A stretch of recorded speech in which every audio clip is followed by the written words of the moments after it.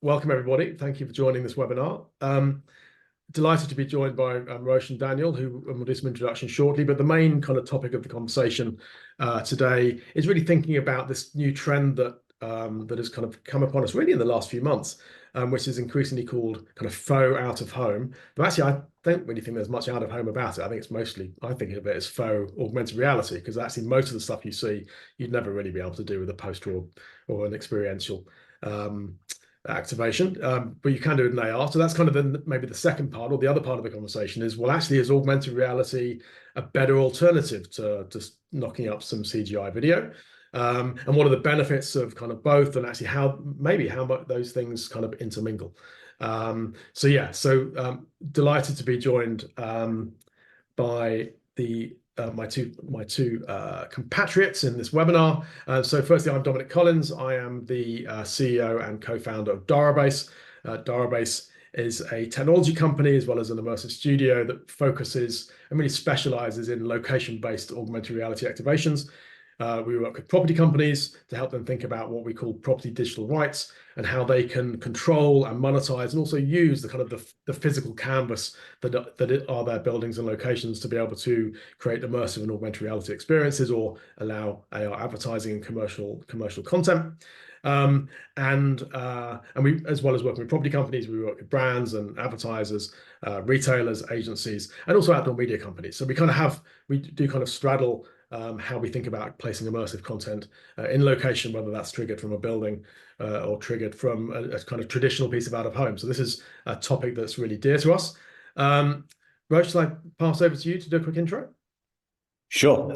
My name is Rosh. I'm the managing director of Unit 9, and I need a new headshot. But outside of that, Unit 9 are a multidisciplinary experiences business, and we specialize in technology and kind of real world experience as well. We've been in the augmented reality spatial computing game since the very beginning. And my background before Unit 9, I actually worked in out of home. I ran Kinetic Active, the experience department of Kinetic. So yeah, the idea of where augmented reality kind of experience content technology meets the physical world has been something that I've been incredibly interested in for quite some time now. Cool, thank you, Rosh. Daniel? Sure, I also need a new headshot, clearly. So Daniel Cheetham, I work for a company called Do.com, which is a sister company to Group M Out of Home. Actually, Group M Out of Home is what Kinetic has evolved into recently as well. So a bit of, I guess, history between Rosh and I's background. Do.com is really, or the division of Do.com that I run, which is called Innovate, is really focused on innovation in the outside of the home space. So that's everything from 3D anamorphic or forced perspective billboard content, all the way through to, and what is really my sweet spot, geospatial augmented or location-based augmented reality, and we're starting to see a lot more interest in that space right now. I've worked in immersive technologies for about 15 years now, I guess right from the early days. I ran a business called Happy Finish, post-production and immersive tech business based in the UK, in the US. So tons of background in creating augmented and immersive experiences for brands and for fun. Cool. Thank you, Daniel. So look, let's just, we're going to talk about some of these things. So I think it's worth just kind of injecting into our brains some kind of creation and some visual images that we can then kind of refer back to as we have the conversation. And there's kind of, I suppose, three, what are increasingly kind of intermingling trends, opportunities, media. First of all is this kind of faux out of home. So here are some examples. This one here was next to the Burj Khalifa for Barbie. We've got probably the most famous one, I think, which was where Maybelline put a mascara into both London for buses to go underneath, like they're kind of doing their eyelashes, and also in the tube. And then also a more recent example where Brewdog put these kind of Black Heart stout hot air balloons over Twickenham Stadium during the Six Nations. And there's kind of some, a lot of benefits, a lot of positives. There's also potentially some negatives and risks, which we'll talk to around those. Then, as Daniel said, is anamorphic. And again, this is a trend that's really kind of picked up in the last few months. Some examples here, some of which we've worked on collectively within the panel. So Meta Quest, on Piccadilly Lights, something from Maybelline. Actually, here's an interesting little bit of R&D that we did where you can actually use augmented reality to trigger, genuine three-dimensional kind of deep screen or kind of anamorphic activity from any poster, simply using augmented reality. And then there's augmented reality, which, and increasingly we're seeing with a lot of the technology and the trends that we'll probably talk to, a shift from augmenting faces to augmenting kind of places and spaces. And whether that be something like, the Tommy Hilfiger campaign that we did on Piccadilly Lights, where we kind of brought to life the Tommy Hilfiger campaign in Piccadilly Circus, and then actually used wayfinding to take you to the store on Regent Street. Maybe we'll talk about Snap's landmarkers, where they make it super simple in their Lens Studio to be able to layer AR content on kind of iconic buildings. And then there's also Space Invaders, which maybe Rosh will talk to, which they were heavily involved with Google, which is then thinking from an editorial perspective, well, how do we start using some of these tools and developer platforms to create these immersive experiences on the world, and how might they be commercialized and become maybe kind of look into the future as we think about that. So with that in mind, I'll just stop sharing and we can kind of get back to some chat. So guys, why don't you kick us off? Kind of first of all, how would you define, faux out of home? And what do you see as kind of the real benefits and maybe the limitations? Happy to kick off. Go for it. I'm relatively, and I'll caveat the fact that I'm relatively new to the out of home space. They don't necessarily come with the sort of trappings that spending 10, 15 years in that space bring. I think that the term faux out of home or fake out of home is a misnomer, in my opinion. I think that this stuff is really branded content. Arguably, the idea of adding a VFX layer, which might be CG, could be matte painting, could be a 2D layer, composite, to a backplate, a film backplate, has been around for a very long time. Nothing new there. In the out-of-home space, I think traditional people in the out-of-home space have freaked out a little bit about it. It's like, it's going to eat the lunch of the out-of-home space. It's going to start sort of meaning budget starts shifting towards these sort of online social application pieces and away from out-of-home. That's actually not something we're seeing in the space. I think they can be very complementary to each other.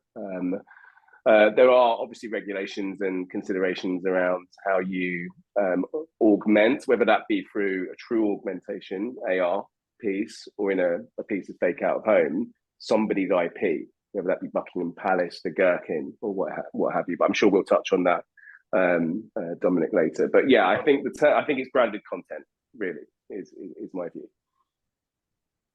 And very boringly, I completely agree.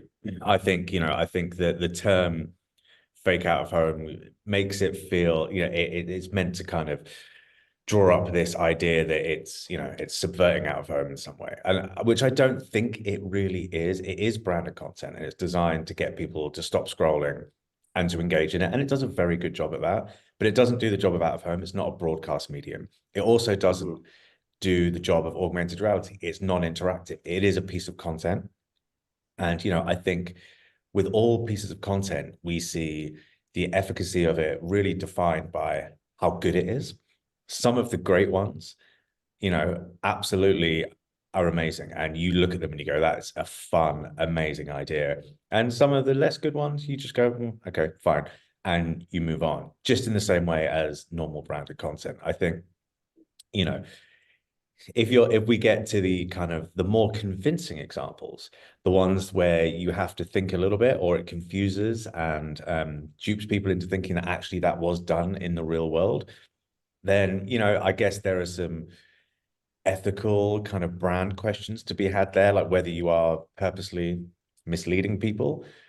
But, again, I think, when you get into that side, you're probably looking at something more akin to guerrilla marketing than you are to out of home or augmented reality. So, for me, it's a very interesting new way of creating content. But, you know, for those of us who've been creating augmented reality campaigns for the last 10 years, this is how we showcase our work. You know, rather than filming something through a camera, which obviously that you have quality issues, you film the plate and then you put your digital characters and you render them within that real world environment. And it's a technique we've been using for years to showcase our work. It's now just become, you know, the centerpiece of a lot of these things. And I think the creativity in some of them is, you know, is to be lauded. But, you know, it feels like the idea that we're subverting out of home potentially is a little bit too far, in my view. But one of the kind of things I feel about it is, and I think it's evolving. Well, maybe we'll come back to talk about Magnum, which is actually probably my favorite one that I've seen recently, which Daniel did. But it kind of feels to me like part of kind of the raison d'etre of it is that it makes people think that it's real. And that's kind of why it's got fake in the name, right? And that feels quite transient. That kind of feels like, oh, well, these aren't real. I kind of get it now. Like the things I just showed, a lot of people say, is this real? Did they really do this? Did they have, you know, actually everyone will kind of see these things now and just go, oh, it's one of those videos where they kind of like stuck some stuff on a video. Like, and if it kind of loses that kind of like tension of like, how did they do that? It's like, oh, it's one of those videos. And because everyone's kind of popping in because it's quick and it's easy and it's relatively cheap to do these things. It's suddenly, I do wonder whether it is in the majority a flash in the pan, because people will just kind of get it and it won't be a trend anymore. And actually there will be things that are smarter. So for example, I'll maybe set it up, Daniel, and you can talk about it. But the Magnum one, which was recently done on Piccadilly Lights, you know, you saw the AR domination of Magnum ice cream, and then a hand reached out and kind of looked like it picked a Magnum off the screen and then kind of took a bite out of it. Now, clearly that isn't, no one believes that happened, right? No one believes that you could actually grab a Magnum. So that was like, oh, that's clever, because I know that it's fake, but it's a really clever piece of branded content versus, oh, they've just created this kind of fake out of home, and the only value is making me wonder whether or not they really did have a massive Barbie next to the Burj Khalifa or not. That kind of feels a bit dumb, in my opinion. And that you need to work harder in the future for out of home to continue to grab that attention and stop people scrolling. Yeah, so I think you know, there's a difference. Why I'm into, obviously we made it, so I would say this, but I'm into it because it films part of a broader campaign with multiple touch points from physical sampling that happened at Piccadilly under the lights when the anamorphic content was running on the screen, across a whole array of touch points across different channels. It's sort of, to a degree, you know, like a very well thought out campaign in terms of sort of the different channels being activated, and the FO, if you want to call it as such, is really an extension to that campaign. It's just another way of getting that message out in an interesting way to the audience. Whereas some of the other pieces do not tend to be, they seem to be very isolated. They're just a little bit knee jerk. It's like, how can we somehow get our product around Big Ben or the Tower of London? And I think we're probably going to see people running out of concepts and them getting a little bit obvious.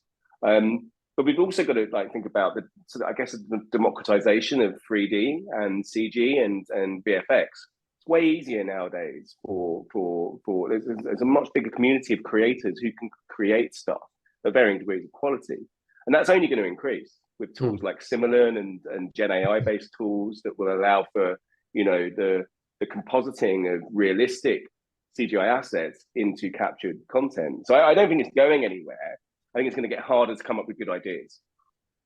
Yeah, and good ideas where you have permission to do what you're doing. So maybe we kind of should touch on that, because you know, existing regulation and existing laws do apply to both augmented reality and even to Faux Out-of-Home. So if we think about, you know, the TFL one, for example, with Maybelline, my understanding, I don't know for sure, but my understanding is that post doing that, there was a commercial discussion between TFL and L'Oreal, where they've said, look, there's an implied endorsement between tube stations and buses. You're using that. There's a benefit of you using that, and therefore this is a commercial discussion. Similarly with BrewDog, you know, the only reason, let's be honest, BrewDog put big stout things on Twickenham because Diageo and Guinness sponsors the Six Nations, right? I mean, to your point, Rosh, that was a piece of guerrilla marketing, but it was also illegal. because there was an implied endorsement between Twickenham Stadium, the RFU, England Rugby, and that brand, which didn't exist. And I wouldn't be surprised if that hadn't gone legal too. So I think brands need to understand that this isn't that yes, you might want to put something on the Tower of London, let's say, but actually, interestingly, nice, thank you for mentioning it, Tower of London is actually registered with Darabase because they recognise that they have an asset and they're interested in controlling what content appears on it, and there is now a way through which brands can actually interact with the Tower of London with digital content, whether that be kind of a faux out-of-home type or augmented reality, because essentially this is out of home in its nature, and the same rules apply. And you wouldn't expect to go and kind of put a billboard or a screen on the side of someone's building without their permission. And similarly, if you're going to create a kind of a brand association, you need that permission too. So I think that's another thing. That's a kind of a learning curve, I think, for the industry. Most brands will not be doing this deliberately. Some will, because they're trying to go down guerrilla tactics. But I think that's another kind of slight wake-up call as this matures and as this evolves, just in the same way that Magnum had the conversation with Ocean Outdoor and Piccadilly Lights, and that was going to be an activation that was kind of approved. Yeah, that's something else that I think the industry needs to be able to construct in order for this to be able to grow, both in terms of faux, but also in terms of AR. Mm.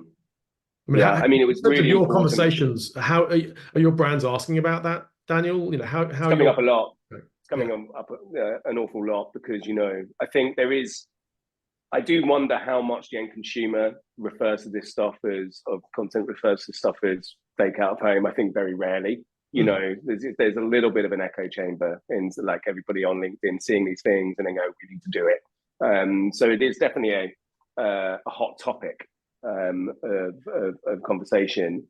And I think, for the more respected, the bigger brands, the less disruptive brands, and there are only a few disruptive brands who would probably think about doing something truly guerrilla where there's a risk. They are interested in understanding the legality of things and making sure they don't make a mistake in respect. And that because that could turn into a much bigger PR story in the end, but there's certainly interest in it. And I think to Rosh's point, the aim of this content is, it's sort of interruptive. It's cross social. It's to get your attention at a fleeting moment in time. It's not really a broadcast medium in that respect, and it's also not interactive. We're in an age, shows in the West End are sold out. Tickets for gigs sell out in seconds. We're an age of experience. People are looking for experiences. And I think in a way, this sort of stuff that is field location specific ties into that in some way. So I certainly see it as a pathway towards augmented reality, location-based augmented reality, to trigger people's interest in that, to go and find and engage with things. What I have discovered, I think I've learned this, having created, nearly hundreds of augmented reality experiences, and some of them not really getting the engagement we'd hoped. Great to engage with, but people aren't finding them.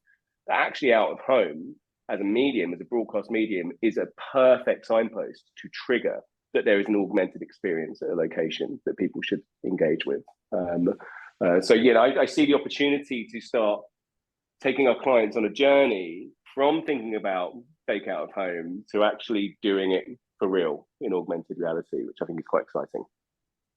Yeah, I mean, Rosh, what do you see as the kind of the main advantages of actually doing it in AR versus doing it in CG?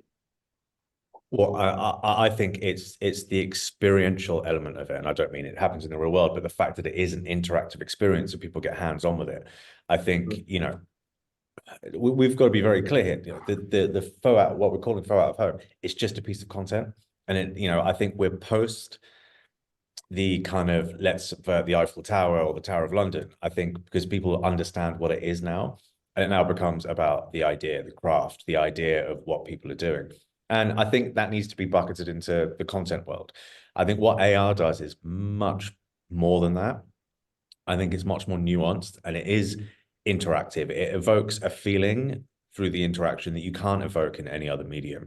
When it comes to, part of the purchase, you can have links in there. You can get people on a journey that you can't do with a piece of content. And, we did a piece for Beefeater Gin that had an anamorphic billboard, and it triggered via a QR code, a snap filter, which brought the anamorphic billboard to life, but it also had all of the requisite campaign assets. And, Dan mentioned this earlier, like tying it into a much wider campaign and being able to land it within a much wider ecosystem is something that AR can do. And I think the fact that you have experienced it makes it feel, it feels realer because it is realer, but it embeds in you a lot more. And that is the power of AR. But we've got to be clear, and I think Dan made this point.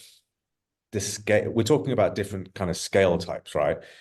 A billboard has a vast amount of scale and a huge amount of eyeballs. A piece of Faux Out-of-Home may have a little bit less, but still a pretty substantial number of eyeballs on it. And a piece of AR content might have less, but those eyeballs are worth more, right? Because people are engaged, people are physically engaged, and they're interacting with your experience. So, they play different parts, and I think all three can play an important part when put together. I think something important on the important on the interactivity piece, and I think anyone who knows me has probably heard me say this before, is the more interactive an experience that we want the end consumer to engage with, give us their eyes, their ears, their brain for a period, get their phone out of their pocket and do something, there needs to be a commensurate payoff for that individual. There has to be a feeling of true reward in doing that. I think that's something that I failed to recognize really early on. These were just shiny toys. It was like, this is exciting. Let's just make these things and people will love them because they're new. But actually, I think now really it's about thinking about what is that, what is the reward that we're giving someone for them giving us their time? And is that a redemption? We did something for Coca-Cola last year, which, there was scan the QR code, have an AR experience, AR experience, get the Coca-Cola on your hand, and then get a redemption of the bottle. At the end of that, you're getting something physical out of it. So I think that's a really important thing when we're thinking about interactivity of AR, is ensuring that there's some degree of utility for the end user. For me, it feels a little bit more like brand-funded content as opposed to advertising. Yeah, rarely will people search out advertising. Got a question here just come in saying, is the quality of an AR interaction better for engagement versus just kind of faux out-of-home branded content? And I think I think it's a great question. And I've seen lots of reports and research done and our own case studies and so on done around, well, actually, what is the level of engagement? What's the brand recall? What's the memory recall? All of those things for AR. Have you guys seen anything yet for Faux Out-of-Home in terms of how that's actually shifting brand or marketing metrics? So I haven't seen that yet. No, I don't think I've seen anything. It's not as good, right? I mean, you bucket it with a social post. Exactly, but I think the one thing you do see is that the numbers spike on these pieces of content. So a brand can put out their standard content. When they post this type of content, you're going from a few hundred to potentially millions of eyeballs on it, and that is because it is viral. But it does the job of a social post, not of an interactive experience, and they're very different jobs. So I just want to pick up on that, and also one thing you said, Rosh, which is that this is a social post which has been promoted by a brand, and that which is really interesting because normally that they don't catch fire very well because it's an ad, so essentially an ad in a social feed. And so this has been successful in that they've Faux Out-of-Home has found a new kind of way of creating branded content which is posted by a brand and which will then kind of catch fire in a way that other branded content hasn't done previously. However, that said, the vast majority of social posts that people want to look at and engage with are posts from their friends or are genuinely social posts. And all of the Faux Out-of-Home stuff, it may be kind of reposted or whatever, but actually it's all coming from the brand, the originator is the brand, rather than me feeling that I've kind of put myself in the center of that particular post. And I think what's interesting with AR is we always think about the primary audience and the secondary audience. And as you say, Rosh, there's this primary audience, which may be in the tens of thousands, maybe the hundreds of thousands, but normally not more than that. And they're having an incredibly deep and rich and immersive engagement with the brand, and that's very valuable. But there's also the opportunity to also create a secondary audience, similar to the social posts we're seeing from Faux. So I'll give you an example. We did a campaign with McDonald's at Christmas where you could put Christmas decorations and whatever on your McDonald's and also on your own home, and put lights up and a wreath on the door and whatever as part of their Christmas campaign. So again, part of a kind of a wider campaign. I can't give you the exact numbers, but we had tens of thousands of people do that in the week before Christmas, and it was shared. And there was then part of the functionality was, hey, take a photograph of your with this, and loads of people then had their kind of kids in front of the house with all this stuff, quite subtle McDonald's branding, and that was shared millions of times on social. Mm-hmm. And so I think AR does, for me, it can be the best of both worlds. It can be something which is incredibly engaging and quite ironically real in location. But if you do it in the right way, it then can be something where it's not, Brewdog sharing this thing. It's my mate sharing this thing with their kids in it. Like, oh, that, and so I think that's a really powerful opportunity for genuine augmented reality to also then create that kind of that zeitgeist and that shareable content as well, but in a much more personal way. And I think that's a really interesting point, right? Which is the depth of an experience that AR can give you is probably not measurable via standard, brand mechanics and brand metrics. So I'll give you an example. In 2019, we did a project called Moonshot, which was basically an augmented reality documentary where we tracked the moon landing in real time. You could launch the rocket any time of the day. You could point your phone to the sky and you could see it to celebrate the 50th anniversary. Now, it did huge numbers, hundreds of thousands. Apple, promoted as one of the best apps of the year. The amazing thing that we got from it was a secondary piece of research we did of how people used it. And people sat down with their kids and they launched the rocket and they played the games and they spent 40 minutes, an hour with this application, with their family huddled around it, because it was an amazing experience. It drew people in. It was educational. It was fun. It was interactive. It was novel. It did all of the things that augmented reality should do. And still to this day, I've got a 4-year-old. At the weekend, I pulled up the app and I walked him through it and he absolutely loved it. And that you can't do that with a piece of content. It just does not have that kind of emotional connection. And AR is great at just drawing people in and making them feel something. Ultimately, we're not trying to hoodwink them and be like, does a tube have eyelashes? That's not the question we're trying to pose, right? We're trying to bring them in. We're trying to draw them in and engage them and make them feel something. And, immersive technology, AR as one of them, is absolutely brilliant at doing that. So, outside of the purely tactical side, from an emotional side, it's just such a powerful medium. So really, really strong points there, Rosh. We keep doing that. Dominic, sorry.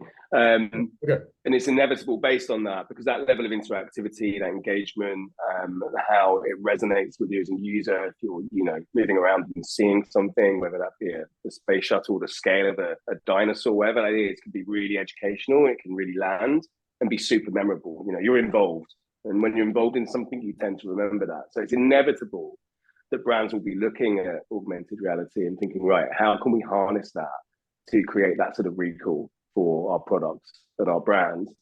But you do need to come back to, and I like bang the drum on this again, what are we giving the end user? What are the things that we're giving them that feels meaningful and feels like a utility?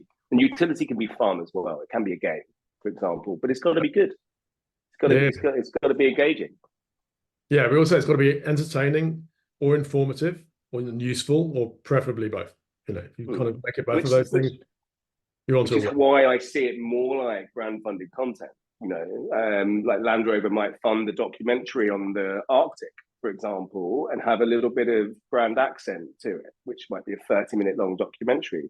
Unlikely anyone's going to watch a 30-minute long Land Rover ad, right? So I think we're in that sort of territory. Cool. Okay, so look, we've just come up to the half-an-hour mark. So if you have any questions, please do put them in the Q&A, and we'll then come back to those. But in the meantime, let's just kind of look to the future, because I think what's interesting is that there's just in the last few months, there's been a huge amount of development, especially by a lot of the big kind of technology players, around developer tools, operating systems, hardware, and so on. Especially thinking about Google's geospatial API, for example, which makes it way easier than ever before to start placing your editorial or commercial content into physical spaces and make that viewable in a pretty simple way through applications. We've got Adobe Aero that's kind of sitting on top of that to a degree and making that available, even in a web experience. Obviously, Eighth Wall, Niantic, Lightship, a lot of work going on there in terms of making it, again, easier to start creating these location-based, world-scale AR experiences.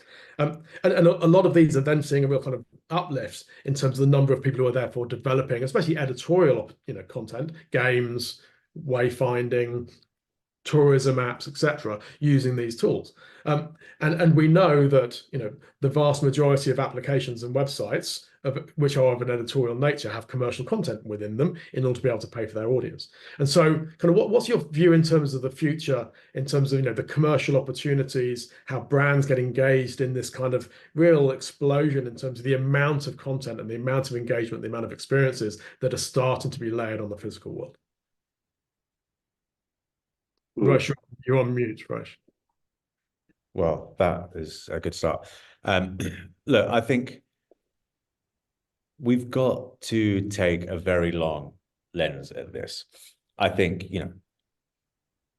we are now in what everyone is calling the spatial computing era, right? And I think that's a term that was coined by Apple, around the launch of the Vision Pro. I think what people don't do is they think of spatial computing as a headset, and that's not the case. Spatial computing is a category that combines augmented reality, virtual reality, mixed reality, AI, wearables, and a whole lot more together.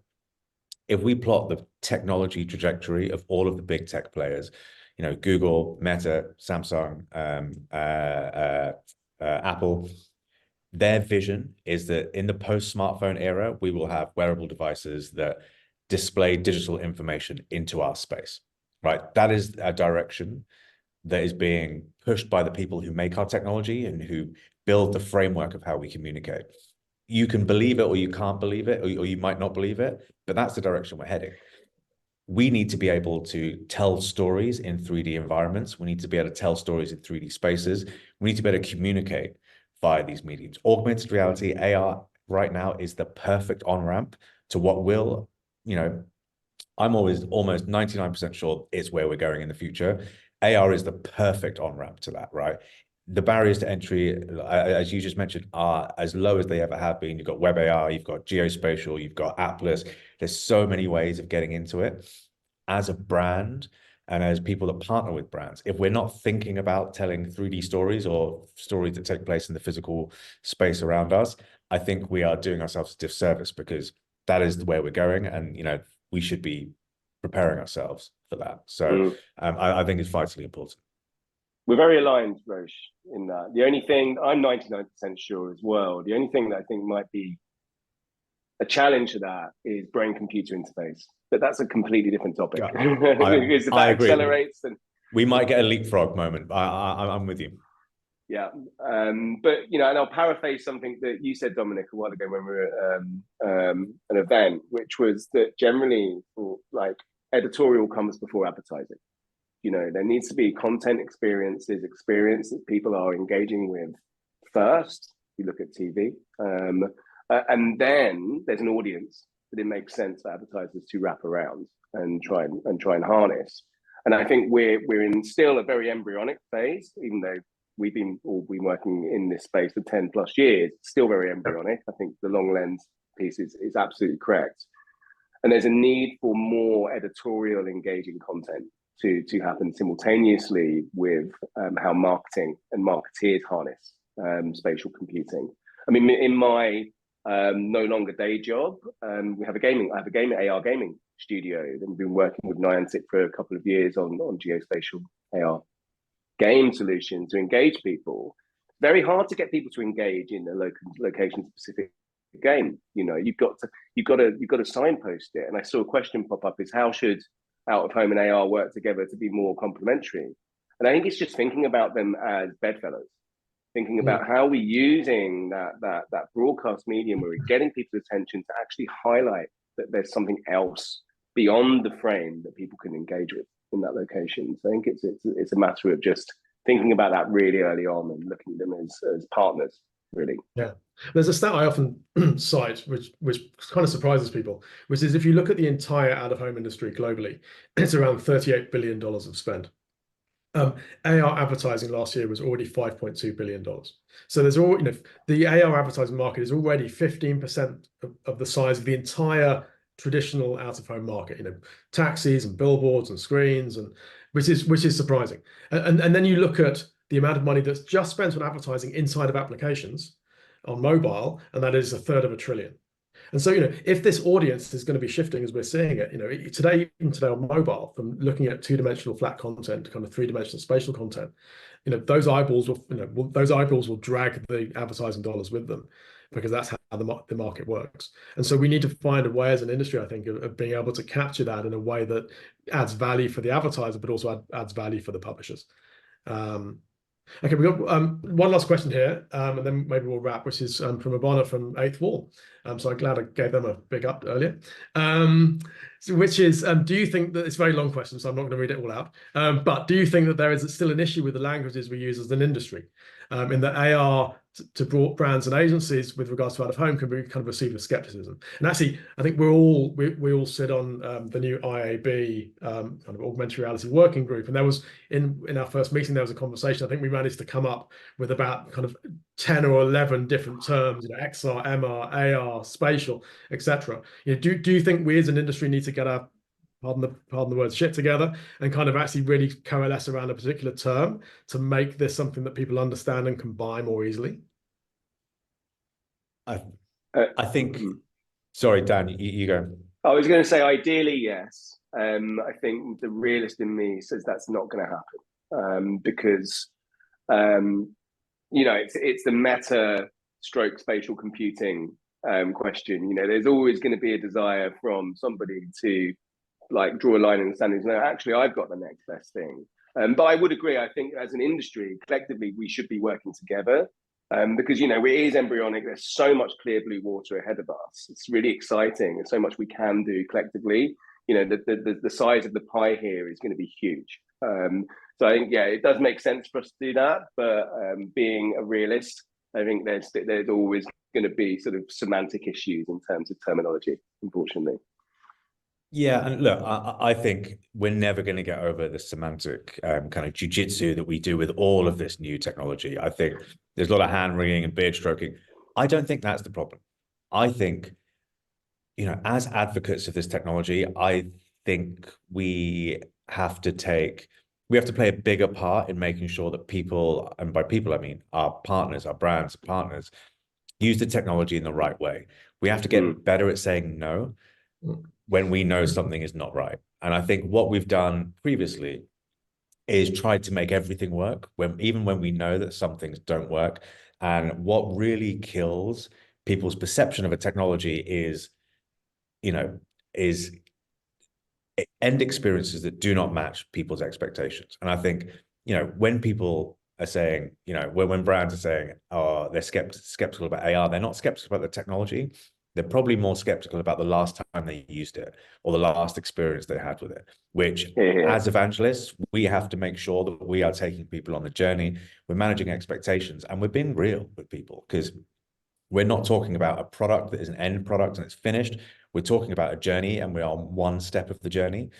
Things like Faux Out-of-Home really don't help our case, because you look at the quality of the assets that you see through Faux Out-of-Home, and then you kind of steer them into augmented reality. You're never going to, especially via the web, you're never going to get asset quality anywhere near that because of, the power of devices. So it's up to us to educate and to bring people on this journey with us. The more we oversell and the technology is unable to deliver, the harder we make our jobs in the future. Yeah, I think that it's augmented reality, or whatever you want to call it, is a medium. I mean, that's the thing. I tell this story relatively often too. In my last company was a company called Jaunt, which is a virtual reality and augmented reality company.